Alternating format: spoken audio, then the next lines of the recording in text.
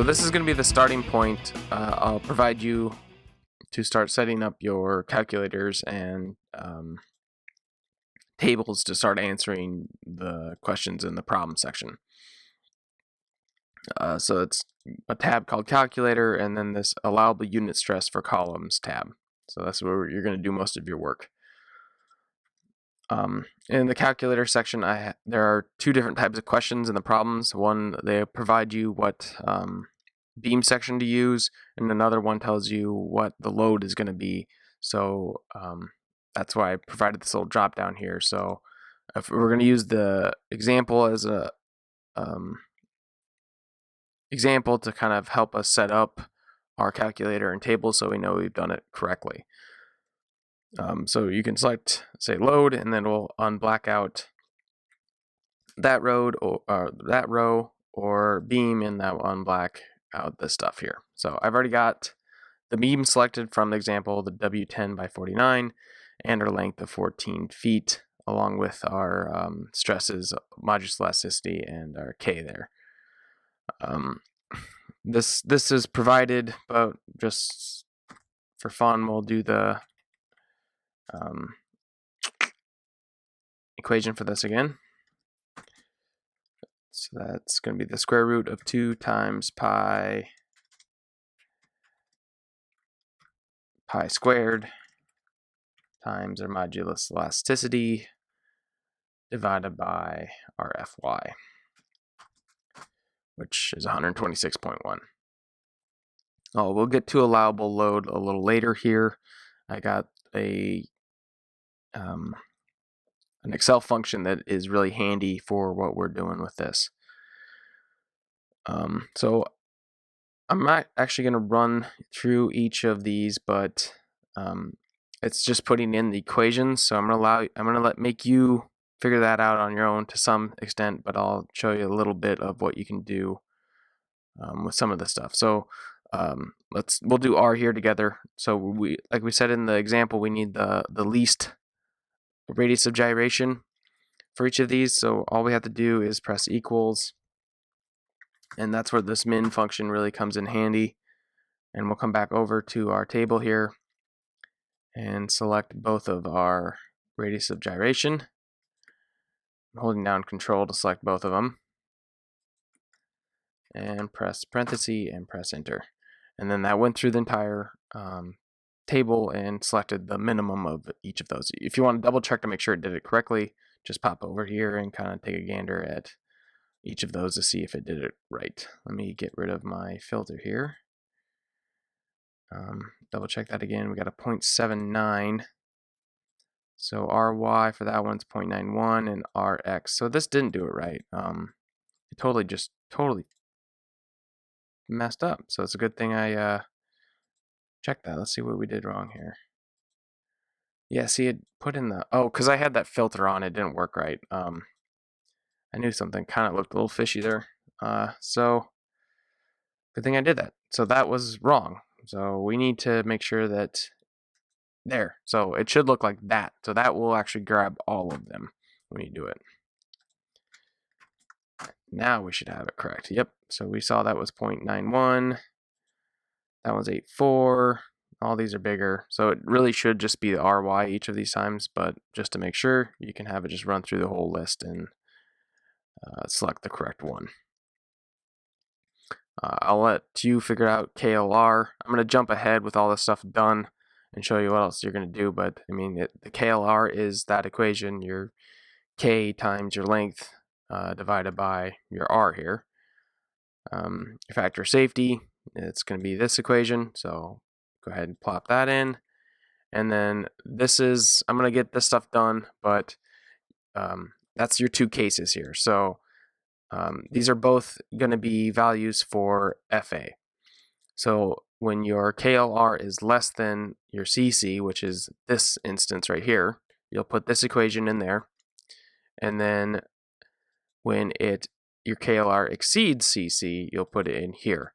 And then when all of that is done, we're going to do an if statement in here, and that will pick the correct value and put it into this column.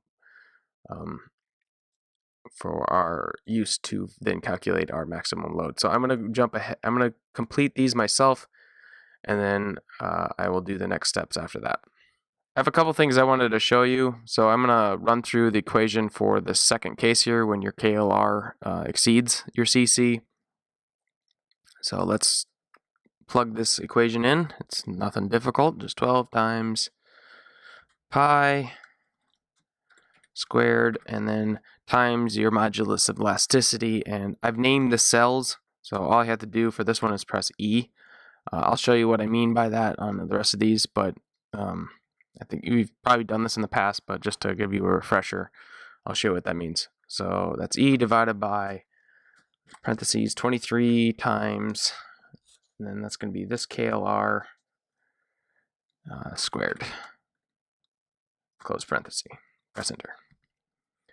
That's in KSI, so let's divide that by 1,000, and there we go. So just to quick show you what I meant by the naming them, if you click on, well, not that one, but if you click on each cell right up in here, I put a name in there, and you can do that yourself. Just know that if you name it once, you're going to have to remove that name to rename it. That is, I believe, formulas and name manager. So if you click on that, there's all these different names. There's some of those that are left over from something else that I could probably delete right now. But so I can click here, give that a name, and be done with it. I'm going to press escape not to actually name it that, but it can be pretty handy to name your cells. So let's do an if statement now to select the proper value from either of these columns. So an if statement starts with if, a parenthesis, and then your first bit there is the logical test to say what is true, and then when it's true, this value, if it's false, that value. So the statement we're going to use is KLR less than CC. So let's click on KLR less than, once again, that's a named cell, so that's CC. I hit tab to finish that off, and then comma. So which value do we want if that's true? We click on this one. And which value do we want if it's false, which would be this one. And press enter. So with our stress now calculated, we can calculate our maximum load, which is just going to be our stress times area, which you can get your area once again from this table.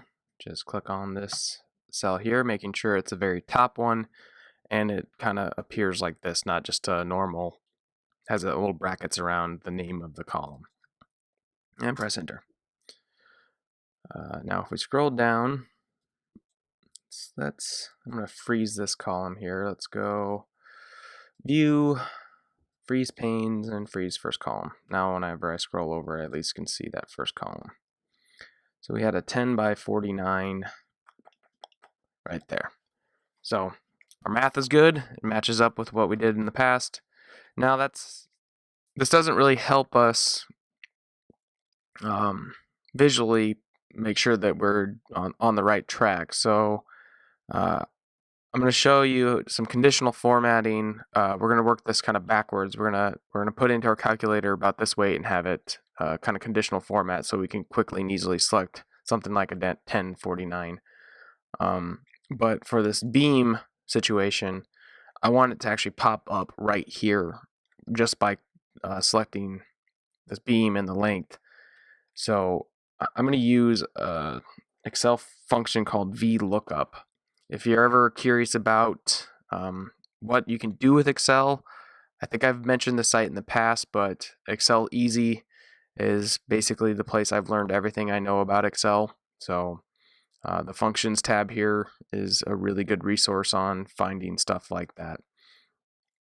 Let's see here. I think I went, and it's kind of lays everything out pretty straightforward. So I was looking for stuff, and I found this lookup and reference, and that's where I found Vlookup. Clicking on that kind of gave me a quick tutorial on how to use it. So let's jump back over to our Excel here. That's the wrong one. So we'll start by pressing equals and then typing in the function we're going to use, which is Vlookup. So VL gets me right there. Hit tab. And let's start putting in what they want. So our first value, our first step is to say what are we looking up. So our lookup value, which is this beam. So I'll just click on that, and then the next step is our table array. What table information are we looking through, which is going to be our AUS for columns. We don't care about the top row, we just want the information here. So I'm going to press there. Let me remember if this works. Yeah, that was control. I just did a Control Shift Enter, or Control Shift arrow key, and that selected all those, and then down, and that also selected all the information there. So to reiterate that, I just selected the first cell, held down Control Shift, and then pressed the arrow key over to select to the end of the information, and then arrow key down to select to the very bottom. That table is already named Table 2, so I could have just typed that in, but to quickly select information in a table, you can do what I just said, the Control Shift and then arrow keys. Okay, so our index number is number 9, so it's the 9th column. And then the last bit of information they want to know is how does it need to be an approximate match or an exact match, and we want exact. So I'll type in false there and press enter. And as you can see, it popped in the value that we're looking for. So now whenever I change out this stuff, it will automatically show me what my allowable load is. So that's a pretty fast way of finding out what you're dealing with by just doing a little bit of work on that. And then in that case, we don't even have to look at the table when we're going about just selecting the beam. If we were going to go the other way and try to find, if we knew the load and want to know the beam, we'll do some conditional formatting. We'll have to look at the table, but we'll format it so we can quickly and easily find the one we're looking for. So let's do that. Let's say we have a load of 240 kips, or 240,000 pounds. So I'm going to delete this. So we had 240,000 pounds as our load. Coming back over here, looks like I already have that on there, and bam, that popped up right away. So that was the conditional formatting I had done before. And if I can kind of, let's see here, home, conditional formatting, manage rules. And that's going to be, that should be that one. So I edit the rule, use a formula to determine which cells to format, and I said if one of these cell values is less than the weight divided by 1,000, color it red, meaning it's no good for what I need. So that's what I would like you to do for your problems there, is do some conditional formatting for when you're dealing with the loads, and then set up your calculator like we had done there when you're dealing with your beams.